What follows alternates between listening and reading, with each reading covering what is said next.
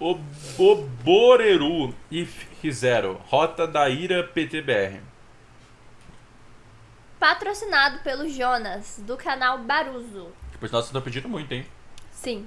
Eles estão pedindo bastante esse canal lá no canal principal, mano. 2 anos atrás. 100k inscritos. Baruzu. Referência ao Protinha, né? Será? É, pô. O nome dele é Subaru. Subaru. Ele só trocou as letras. Aqui, ó. Subaru. Daí ele colocou Baruzu, entendeu? O E a moleque minha explodiu é depois um dessa. gênio, um gênio incompreendido, esse Subaru ao contrário aí. O cabeça de gelo, olha o pedra. A obra de ReZero, além da história original, possui histórias alternativas que contam o que aconteceria se o Subaru tomasse escolhas diferentes. Ô, louco, Cada história sério? alternativa é criada com base em um pecado capital cometido por ele. Senhoras e senhores, sejam bem-vindos ao Oboreru If, a Eu vou rota comer da ilha. dessa musiquinha Vamos começar aqui. pelo ponto de Bota divergência. Para quem não sabe, o ponto de divergência é o determinado momento onde a história muda de caminho. Em vez dela continuar como a gente conhece, ela muda um pouco e acaba gerando um futuro totalmente diferente. E nesse caso, isso aconteceu no episódio 7. Nesse episódio, o Subaru escolhe ficar na biblioteca da Beatrice para evitar ser amaldiçoado no vilarejo. Porém, essa maldição acaba indo pra Ren, que foi no vilarejo sozinha. E pra quem lembra, ela morre do mesmo jeito que ele, de fraqueza e falta de mana. O Subaru fica em choque, ele não consegue falar nada e acaba se tornando suspeito pra Han. E nessa linha do tempo, ele também teve a ajuda da Beatrice, só que ele decide não se matar, ele decide continuar vivo. E isso foi uma péssima escolha. Ele corre pra floresta, mas a Han consegue alcançar ele, cheia de ódio. Nos pensamentos do Subaru, ele dizia: "Eu ouvi uma voz cheia de ódio. Eu estava sendo esmagado pela pressão desse barulho. Quanto mais você depende da sua vida, mais certo se torna que você vai machucar outra pessoa." E nesse momento, o Subaru estava sendo enforcado pela Han no meio da floresta. A Han estava toda machucada por causa dos majus da floresta, que acabaram mordendo ela. Só que ela estava com tanta raiva que ela ainda estava conseguindo sufocar o Subaru com as próprias mãos. Só que, de repente, a Han perde as forças Salve, e cai pro Bitinhas. lado do Subaru. Salve, Bitinhos. Ela estava exausta e sem energia nenhuma, só que ainda estava viva. O Subaru, que antes tinha aceitado a morte, consegue se levantar e, num ato de desespero e raiva, ele pega uma pedra do tamanho da cabeça mata da ela. Han e esmaga a cabeça dela, manchando ainda mais a neve com sangue. E o som dessa batida foi tão forte que ecoou pela floresta inteira e foi tão cruel quanto o frio que estava lá. E com isso, o Subaru conseguiu fugir. Caraca, velho. Com a morte das duas irmãs, o Rosval entrou numa espécie de depressão. Ele não aceitava a morte delas. E como alguém tinha que manter as atividades da mansão, ele voltou a pedir ajuda da Frederica. Em um certo dia, a Frederica acabou entrando numa discussão com o Puck. E essa discussão envolvia o Rosval ser mal visto pelo Puck e considerar ele um perigo para Emília. Só que essa discussão não envolvia só o Puck não gostar do Rosval, também envolvia outra pessoa nesse plano. Enfim, o Puck entra numa discussão com ela e acaba deixando ela congelada no meio do corredor da mansão. Foi a partir desse momento que a mansão do Rosval começou a colapsar. Logo depois de um tempo, o Rosval vê ela congelada no meio da mansão e começa a canalizar a mana para descongelar ela.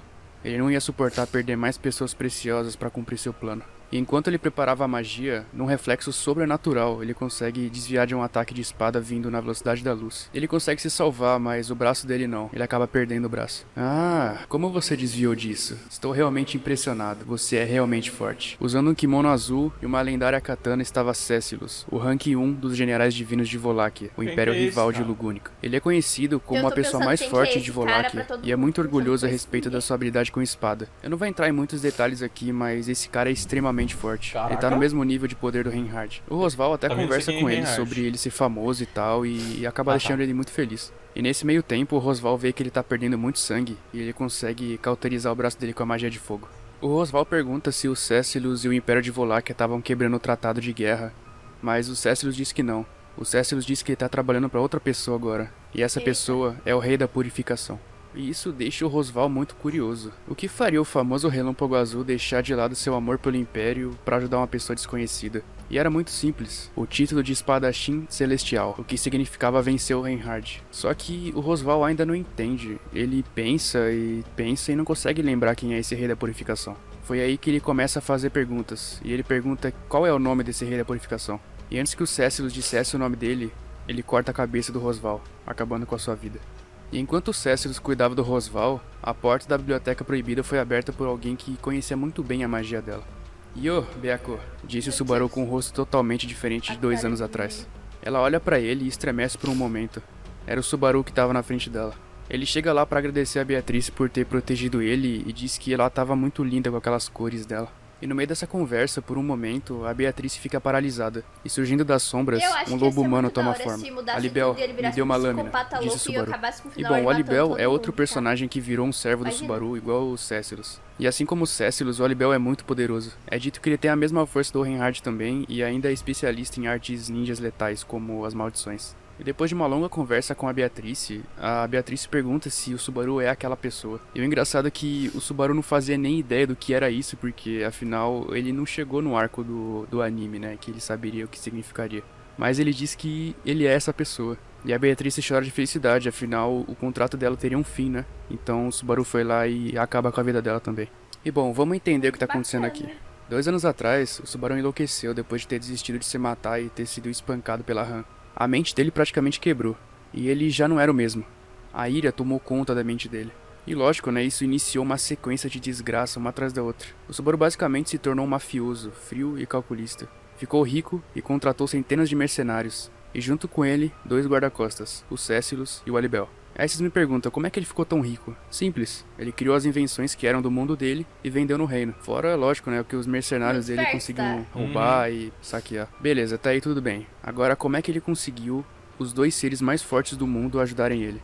O Subaru primeiro foi pra Kararagi e conseguiu a confiança do Alibel, ajudando ele com um assunto particular envolvendo os grandes espíritos. A história não conta muito bem como ele conseguiu isso, mas é dito que ele morreu dezenas de vezes até conseguir.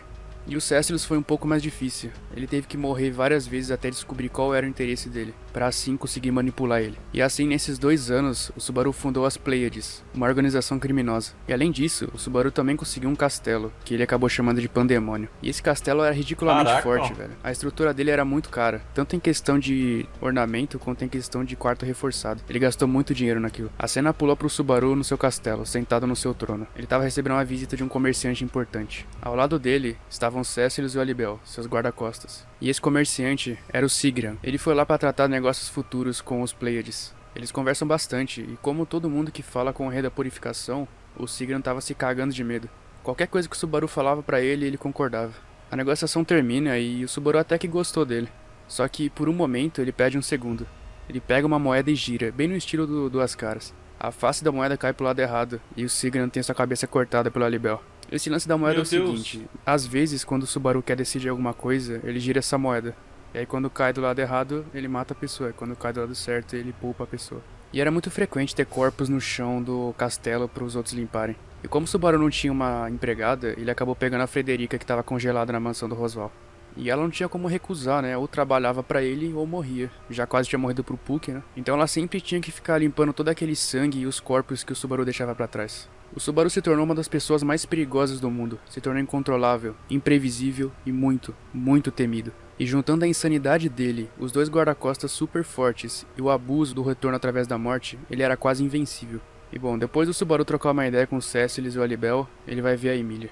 E bom, pra vocês entenderem melhor, antes da treta da mansão do Rosval, o Puck fez um plano com o Subaru pra tirar a Emília de lá, porque ele não achava seguro a Emília ficar lá. E assim o Puck e a Emília foram pra um pandemônio, lá no subsolo do castelo, dentro de um quarto super seguro, trancados 24 horas por dia. E chegando lá, o Subaru e a Emília conversam por um longo tempo. E o ponto que eu quero chegar aqui é que a Emília ficou muito grata do Subaru ter salvado ela, entre aspas, né? Na visão dela, ele era seu salvador. E eu não tinha falado, mas nessa altura do campeonato, a Emília já tinha desistido de ser rainha. Por isso que o culto das bruxas quase não fez nada nesse if. Na realidade, quase não falam dele. E a Emília, ela conversa toda alegre com o Subaru, só que ela não faz ideia que o Subaru era um completo psicopata. Ela não fazia ideia que ele tinha matado centenas de milhares de pessoas pelo reino. O que ela sabia era que ele tinha resgatado ela de um possível perigo envolvendo Rosval. Ele conseguiu manipular tudo, e seus planos estavam dando certo. Depois de algumas semanas da rotina de ficar limpando o cadáver e servindo aos assassinos, a Frederica surtou. Ela chega no Subaru e começa a perguntar se ele se achava um deus. É claro, ela não fazia nem ideia no que estava se metendo. E ela tinha total razão no que falava, só que ela não aguentava mais. E ela fazia tudo lá. Fazia comida, limpava o chão de sangue, só que ela não aguentava mais tudo aquilo. Ela não era conivente com aquilo. E naquele dia, o Subaru resolveu testar a sorte dele na Frederica. Ele pegou a moeda e girou. E por muita sorte, a moeda cai do lado certo. Ela foi poupada e a família dela também. E nisso ela sai correndo pro quarto chorando. Caramba. Logo depois de alguns dias, o Subaru recebe no seu castelo o Russell Fellow, um famoso tesoureiro e banqueiro de Lugúnica. E o Subaru fica até animado de ter alguém tão influente assim fazendo negócios com ele. Mas isso tudo não passava de uma armadilha. Antes do Russell falar tudo, a entrada do castelo explode, matando alguns mercenários. Saindo da nuvem de fumaça estava o Reinhard, o santo da espada. E bom, o reino de Lugúnica estava investigando quem teria matado Rosval, uma das pessoas mais importantes e influentes do reino. Chegaram à conclusão que foi a organização criminosa chamada de Pleiades, comandada pelo Rei da Purificação. E como esse ato terrorista chegou tão longe, os reinos resolveram quebrar a lei Reinhard, que proibia o Reinhard de ir em outros países, só para ele pôr um fim nas Pleiades. Quando a poeira finalmente desce, o Reinhard avista o Subaru e fica muito surpreso. Logo seu antigo colega era um terrorista. E nesse momento o Cécilos finalmente sorri de fora a fora. Seu único e melhor rival estava lá. Finalmente ele poderia ter sua revanche contra o Reinhard. O Subaru ordena que o Cécilos derrote o Reinhard enquanto ele foge com a Libel. A luta do Relâmpago Azul e o Santo da Espada começou. E como eu disse no antigo vídeo, eu queria demais que essa luta fosse animada. E pra quem não sabe, o Cécilos detém 2 das 10 espadas lendárias do mundo de ReZero. A Espada dos Sonhos e a Espada do Demônio. Ambas são extremamente raras e afiadas. É claro, o Reinhard também tem uma das 10 espadas lendárias, a Espada de Dragão Raid. E enquanto o Subaru e a Libel fugiam, os tremores da luta eram sentidos em todo o pandemônio. Foi tão intensa a luta que até abriu o quarto da Emília no subsolo. E como ela não era idiota, ela sabia que estava por vir. O Reinhard estava lá. E ela sabia que isso seria a ruína do Subaru se ela não fizesse nada. E enquanto o Subaru corria pelo castelo, a mente dele conta algo bem interessante pra gente. O Subaru não via mais cores, há um bom tempo. Era como se ele tivesse ficado daltônico. Tudo era preto e branco, objetos, comida e até as pessoas.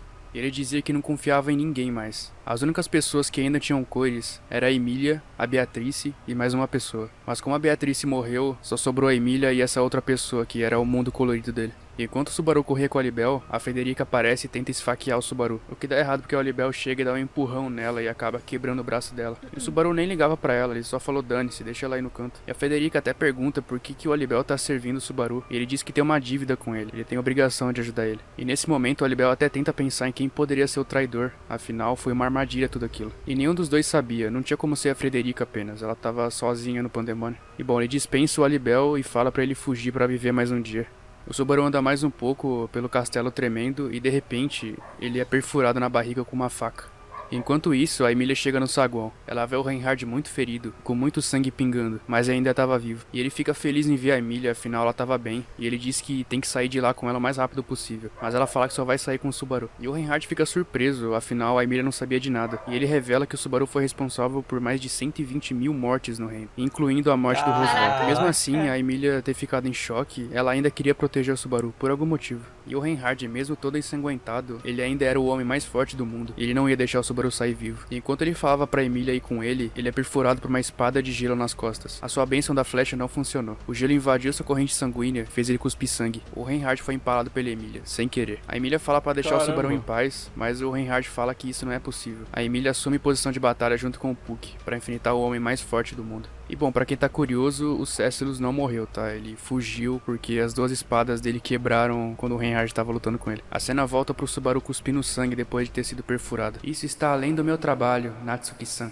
E mesmo esfaqueado, o Subaru continua andando, até a Emília alcançar ele. Ela fala que deixou o Puck cuidar do Reinhard. Ela sorri e diz pra ele fugir junto com ela. Ela fala que perdoa tudo que ele fez e perdoa tudo de ruim que aconteceu. E ouvindo isso, o Subaru olha pra Emília e vê que ela tá começando a perder a cor. Ela tá ficando preto e branco, igual as outras pessoas. E isso deixa ele enlouquecido. Ele não queria que ela perdoasse ele, queria que ela odiasse ele. Ele larga ela pra trás e continua andando, até o final do corredor do castelo. E a Emília fica largada no chão. Ela precisava dele, ela tava obcecada por ele, mas já era tarde demais. Ela não tinha mais cor pro Subaru. Ele entra numa sala secreta no final do corredor, onde só ele poderia abrir. Ninguém mais conhecia aquela passagem secreta, só ele. Dentro daquela sala tinha uma garota de cabelos vermelhos e olhos vibrantes. Subaru viu que ela ainda tinha cores. Finalmente você veio com vontade de morrer, não é, Barusu? E assim a história termina com o Subaru sendo enforcado pela Han, que ainda tinha vontade genuína de matar ele, além de ser a única pessoa no mundo com as cores pra ele. Pra vocês verem como uma escolha muda tudo. Se ele tivesse escolhido pro lado do penhasco e largado essa raiva dele de tudo, nada disso teria acontecido. E a história não conta se ele volta ou não da morte, mas deixa implícito que nada mais no mundo importa pra ele, nem mesmo a Emília. E também não conta se o Puck que sobreviveu à batalha contra o Reinhard. Eu aposto que ele morreu porque, né, é o Reinhard, né, o Reinhard consegue tudo. E também não conta como a Han conseguiu sobreviver àquela pedrada na cabeça. Vai ver, ela tava com tanta raiva que ela conseguiu sobreviver aos danos. Foi aí que o Subaru prendeu ela no castelo. Um agradecimento especial aos novos membros. Muito obrigado ao Demente Mental, Zaf. Meu Deus.